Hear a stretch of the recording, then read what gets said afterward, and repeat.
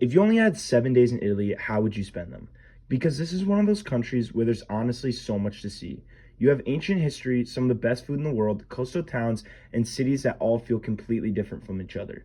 And if you don't plan it right, it's very easy to waste time traveling or miss some of the best parts of the country.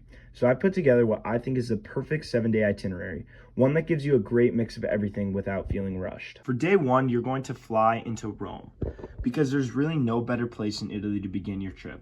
The city feels completely different the second you land. It's very busy, a little chaotic, but at the same time, it feels like you're walking through history. On your first day, I wouldn't try to do too much. You'll probably feel very tired from traveling, and this is more about getting a feel for the city. Walking around, exploring, and just taking the city in. One of the best parts about Rome is that you don't even really need a plan. You'll just randomly come across ruins, old buildings, and places that feel thousands of years old. Then, moving on to day two, you're going to stay in Rome, but this is when the trip starts to get really exciting. You're going to start your morning at the Colosseum and try and get there as early as you can. It's a pretty crowded place because it is one of the seven wonders of the world, but it's really one of those places that you just have to see. After that, you can walk around the surrounding areas, just seeing how history-packed this city really is. Then later in the day, you're going to head to the Trevi Fountain. It's busy, it's crowded, but it's something you have to see when you're in Rome. Then to finish the day, you're going to make your way to Vatican City, which is technically another country, but it's right in the heart of Rome. You're going to visit St. Peter's Basilica, and that's when the trip starts to feel completely different from anything you've seen before. It's quieter, more detailed, and it's just a place to take everything in, but it's definitely worth it. Then on day three, you're going to be headed to a new city, Florence. You're going to take a train from Rome to Florence, and it's actually a very nice break after very busy days in Rome. Once you get there, you notice right away everything feels way slower than Rome. It's less crowded, less chaotic, and way easier to move around. You're going to start by heading to the Florence Cathedral. It's one of the most recognizable buildings in the whole country, and if you want, you can actually climb to the top and get an amazing view of the whole city.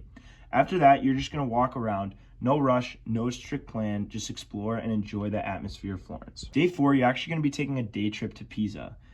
This is somewhere where you don't need to spend a ton of time, but seeing the Leaning Tower of Pisa in person is still very cool. Walk around, take some photos, then head back to Florence. If you still have time left in the day, this is where you can slow things down again. Maybe explore the city, grab a coffee or some gelato, and enjoy your time in Florence. Then on day five, you're going to head to Cinque Terre. And this is an area that is very coastal, and it's where the trip starts to feel completely different. You go from huge, bustling cities to small, colorful villages right on the coast. Everything feels very relaxed here. You're not rushing around trying to check things off your bucket list. You're just enjoying it.